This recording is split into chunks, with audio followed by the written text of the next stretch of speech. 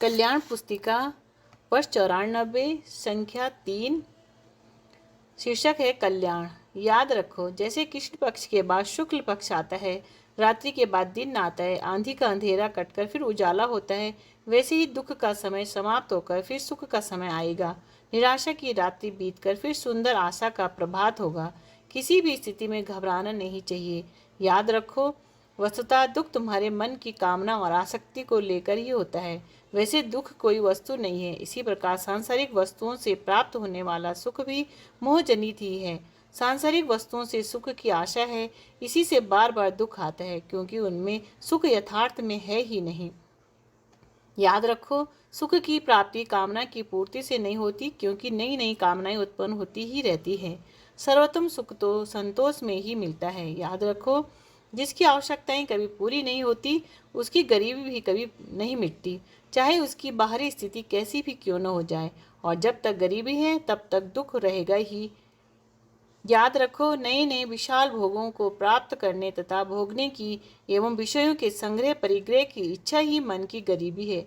यह गरीबी अज्ञानवश बुलाई हुई है। संतोष के द्वारा उसे निकालकर और फिर न बुलाकर मनुष्य सुखी हो सकता है। याद रखो, भोग पदार्थों का कहीं अंत नहीं है, क्योंकि प्रकृति का विस्तार अनंत है। इसी प्रकार कामना का भी अंत नहीं है, क्योंकि ज्यों ज्यों भोग पदार्थों की प्राप्ति होती है, त्यों त्यों ईंधन घी डालने पर अग्नि के बढ़ने की भांति कामनाएं भी बढ़ती रहती हैं। याद रखो, जिसको अपनी स्थिति में संतोष है, वह दूसरों के ऐश्वर्य की उन्नति देकर जलता नहीं, न कभी वैसा बनने की आकांक्षा ही करता है, इसलिए वह सदा सुखी रहता है। याद रखो, जो मनुष्य तड़किले भड़किले और खर्चिले जीवन में गौरव मानता है और ऐसे जीवन को आवश्यक तथा सुख का कारण समझता है, वह वस्तुतः बेसमझ है और उसे कभी सुख नहीं मिल सकता।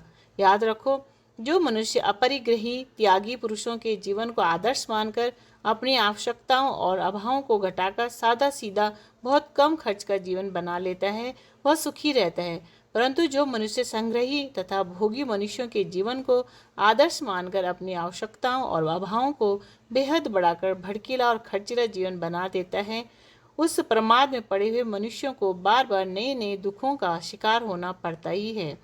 याद रखो, सच्चे संतोष के दर्शन होते हैं भगवान पर और उनके मंगल में विधान पर अडिग विश्वास करने से।